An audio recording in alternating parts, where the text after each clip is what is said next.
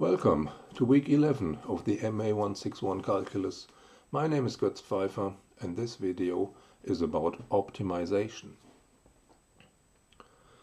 Since optimization is one of the most important applications of calculus, the methods we saw last week for finding extreme values have many practical applications. As business people are always looking to minimize costs and maximize profits. In optics, there's a law known as Fermat's principle, which states that light follows the path that takes the least time. Light is its own optimization problem solver. Earlier in the course, we set up the following scheme to solve real-world problems with mathematical models. And there we start with a real-world problem, formulate this as a simple enough model, a mathematical model that captures the important aspects of the problem. Then we apply mathematics, calculus, to solve the problem in mathematical terms, come to a conclusion which one can then interpret back in the real-world setting to make a prediction or a suggestion that under real-world circumstances then can be tested, whether it's useful or not. Here we can make this scheme more concrete and provide a six-step guide for how to solve optimization problems. Step 1. Understand the problem. Read the problem statement carefully. What is it that they're asking? What is the unknown, the value to be maximized or minimized? What are the other given quantities? And what conditions are given that describe relationships between the quantities? Step 2. Draw a diagram. For most optimization problems, it helps to draw a diagram that captures the ingredients, that identifies the given and the required quantities as parts of the diagram. Step 3. Introduce notation. Believe it or not, that's one of the most difficult parts of problem solving, because you have to come up with names, you have to be creative. You need to find symbols for the quantity to be optimized to start with. Let's call it capital Q here for quantity. Then we need to select symbols, little lowercase letters or capital letters for other unknown quantities that play a role in the problem. A good rule is to use initials as suggestive symbols. A for area, H for height, or T for time. These symbols then can be entered into the diagram and to assist with the further problem solving. Then step 4, express Q in terms of the other symbols. Step 5, if it now turns out that Q is a function of several variables, then use the given information, the conditions or information, to try and eliminate variables, so that in the end Q is a function of a single variable.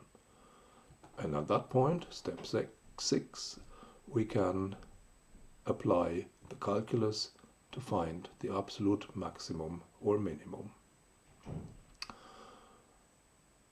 I'll illustrate this procedure, this 6-step procedure, in a couple of examples as follows. First example is about fencing. Step 1, we read and understand the problem statement. A farmer has 1,200 meters of fencing and wants to fence off a rectangular field that borders a straight river. He needs no fence along the river. What are the dimensions of the field that has the largest area? To familiarize us with the problem, let's draw a sketch of the situation and make some choices for the side lengths of the rectangle. Making the field very long along the river, let's say spending 1,000 meters on the long side here. We have 100 meters left for the other two sides each, and then the area formula for the rectangle gives a field of size 100 times 1,000, that's 100,000 square meters. Or different setup, let's make all sides the same length, 400. Then we get a field of size 400 times 400, which is 160,000 square meters. That's better. Try again. Two sides of length 500 and the side along the river only 200 meters long. These sketches are not to scale, but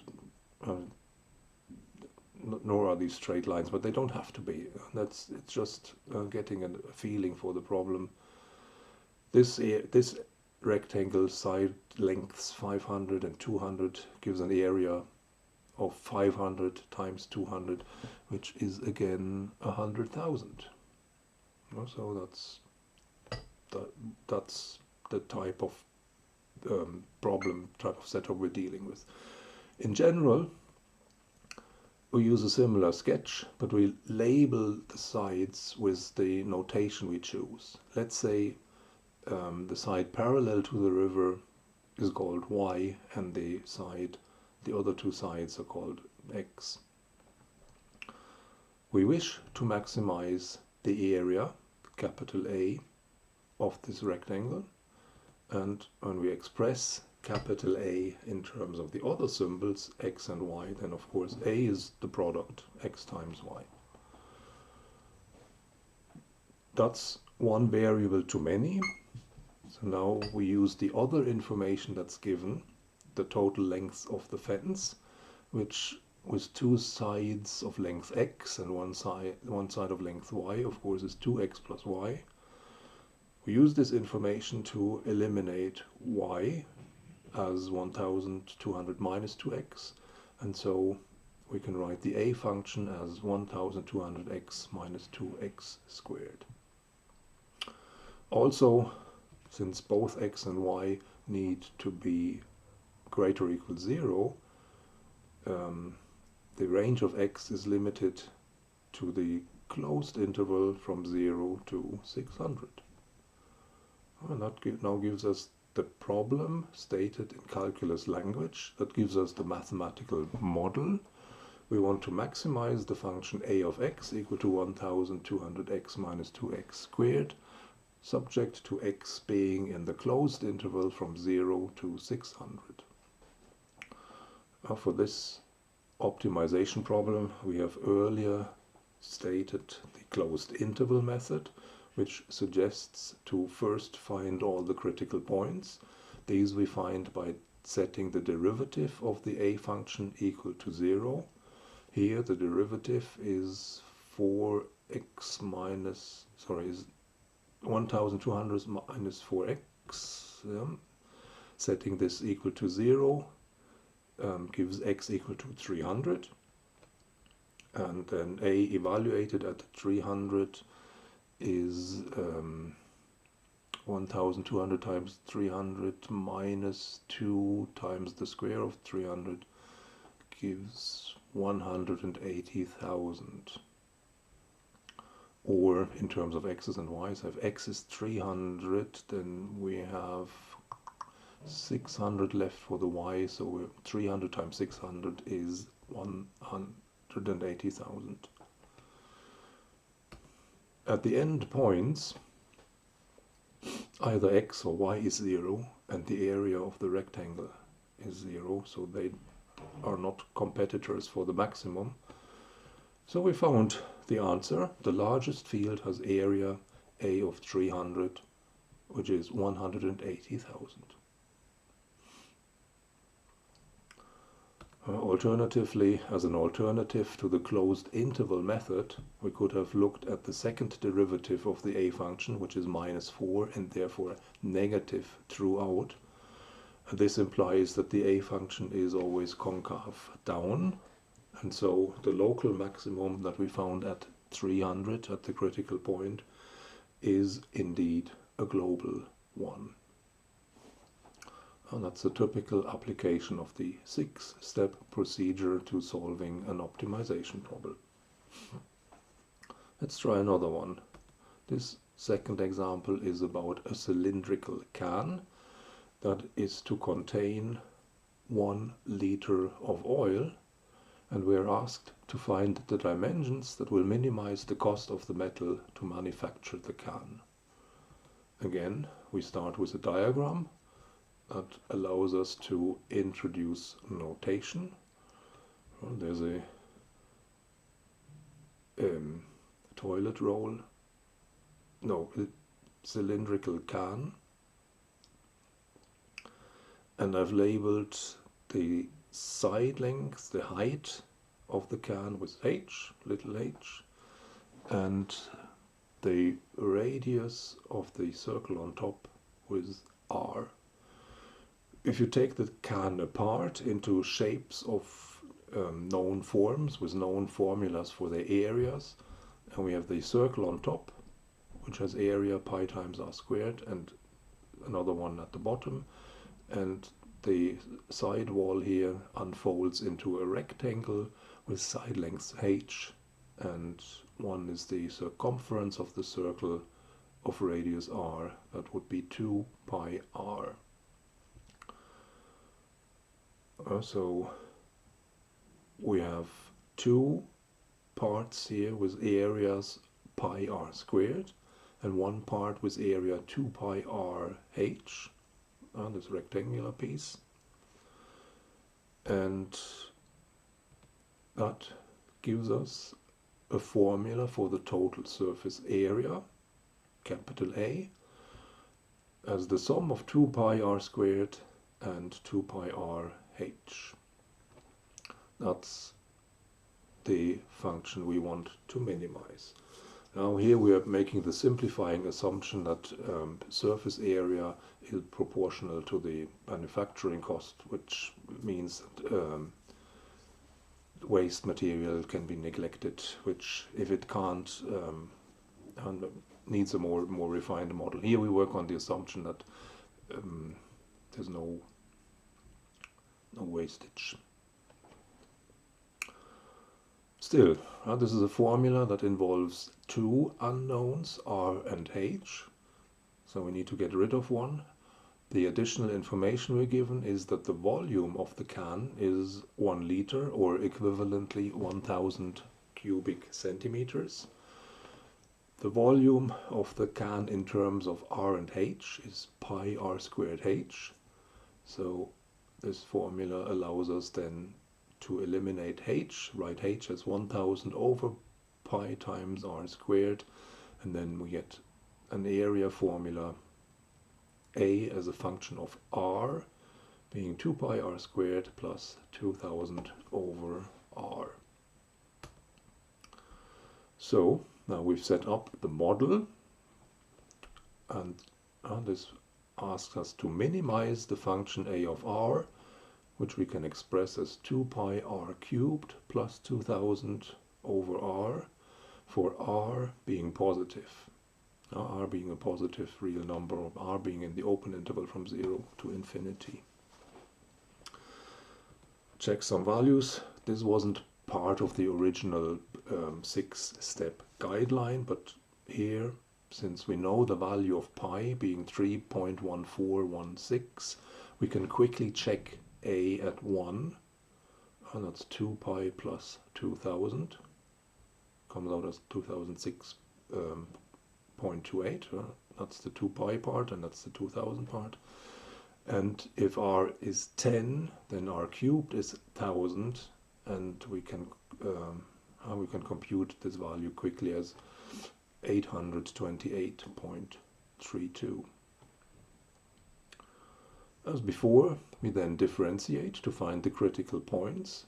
The derivative of this function or that involves the quotient rule in some form or another, and comes out as 4 pi r cubed minus 2000 divided by r cubed, divided by r squared.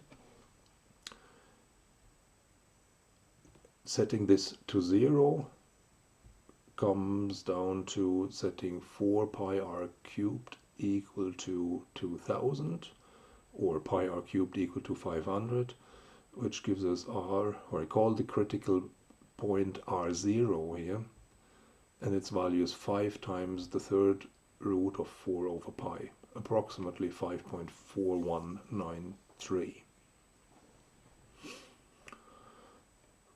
Now, due to the nature of this top function, the r squared is always positive, the top function 4 pi r cubed minus 2000, here we found the 0, the root of this function, and so this is basically r cubed, and so to the left of the root for r smaller than r0, this derivative is clearly negative, which means that the original function a is decreasing, and to the right of the root r0 the derivative is positive, which means that the original function a is increasing.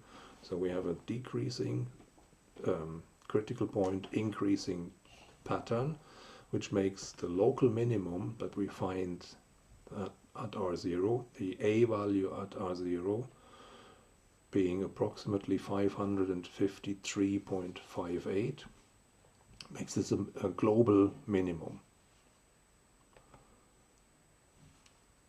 So that's the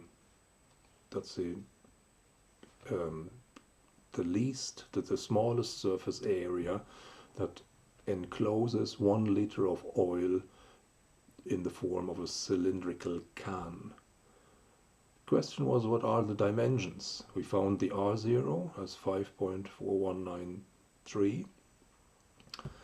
We can recover the corresponding H value from the equation that we used to eliminate H up here, as 1000 over pi times R0 squared, and that comes out as 10 times the third root of 4 over pi, which is exactly 2 times R0.